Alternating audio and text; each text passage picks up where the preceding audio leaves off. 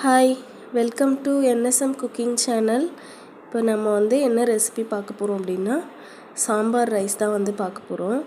இதுக்கு ஒரு கிளாஸ் சாப்பாட்டு அரிசி அந்த மாதிரி எடுத்துக்கோங்க. அதில் அரை கப்பு துவரம்பருப்பு எடுத்துட்டு, இப்போ நம்ம 4.5 கப்பு தண்ணி நம்ம அதில் சேர்த்துக்கணும். நீங்கள் எந்த கப்பில் அளக்குறீங்களோ அந்த கப்பில் 4.5 கப்பு போட்டுக்கணும். அதுக்கப்புறமா கொஞ்சமாக பெருங்காயத்தூள், கொஞ்சமாக ஆயில் விட்டுக்கலாம். இப்போ நம்ம இதை ஒரு மூடி போட்டு மூடி நம்ம வச்சிடலாம். அவ்வளோதான். இப்போ நம்ம புளி ஊற வச்சுக்கலாம் சாம்பார் ரைஸ்க்கு. இப்போ ஒரு கடாய் வச்சுட்டு எண்ணெய் ஊற்றிக்கோங்க. எண்ணெய் காஞ்சதுமா கடுகு கொஞ்சம், 1 ஸ்பூன் சீரகம், 1 ஸ்பூன் வெந்தயம் போட்டுக்கோங்க.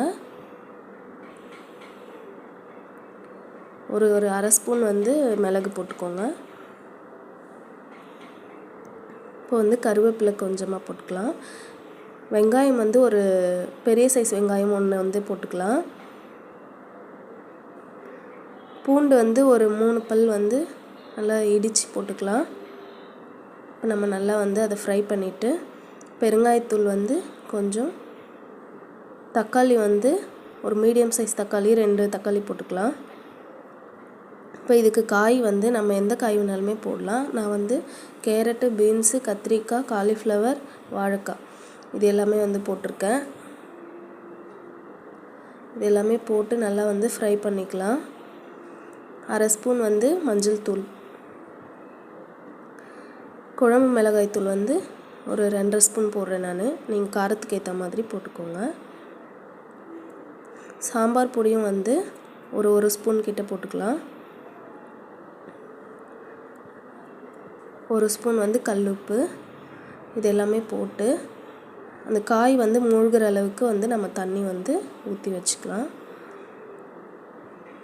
இப்போ ஒரு மூடி போட்டு க்ளோஸ் பண்ணிவிட்டு நல்லா வேகட்டும்.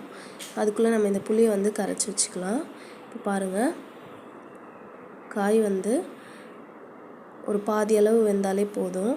ரொம்ப வெந்துடுச்சுன்னா சாம்பார் சாதத்துக்கு அது நல்லா இருக்காது. இந்த அளவு வெந்தால் போதும். இப்போ இந்த கரைச்சி வச்ச புளி ஊற்றிடலாம். இந்த மாதிரி நல்லா கலரி விட்டுட்டு ஒரு 5 மினிட்ஸ் அதை கொதிக்க விடலாம். இப்போ நம்ம வேக வச்சுருந்தோம்ல, அது இந்த அளவு வெந்தாலே போதும். இந்த அளவு வெந்தாலே போதும். இப்போ நம்ம எடுத்து ஒரு ஸ்பூனாக அதை ஒரு கரண்டியாக எடுத்து அதில் போட்டு நல்லா கலரி விட்டுக்கலாம். நல்லா கலந்து விட்டுட்டு பாருங்கள், இந்த அளவுக்கு கலந்து வச்சுட்டு இப்போ வாசனைக்கு கொத்தமல்லி போட்டு நல்லா கலந்து வச்சுக்கலாம். சாம்பார் சாதம்னாலே நெய் இருந்தால் தானே. அது நெய் நான் சூடு பண்ணி ஊற்றிருக்கேன்.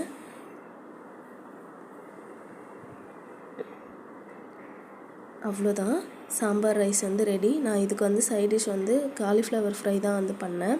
அவ்வளோதான். இந்த வீடியோ உங்களுக்கு பிடிச்சிருந்தா லைக் பண்ணுங்கள், ஷேர் பண்ணுங்கள், மறக்காமல் சப்ஸ்கிரைப் பண்ணிவிடுங்க. தேங்க்ஸ் ஃபார் வாட்சிங். பாய்.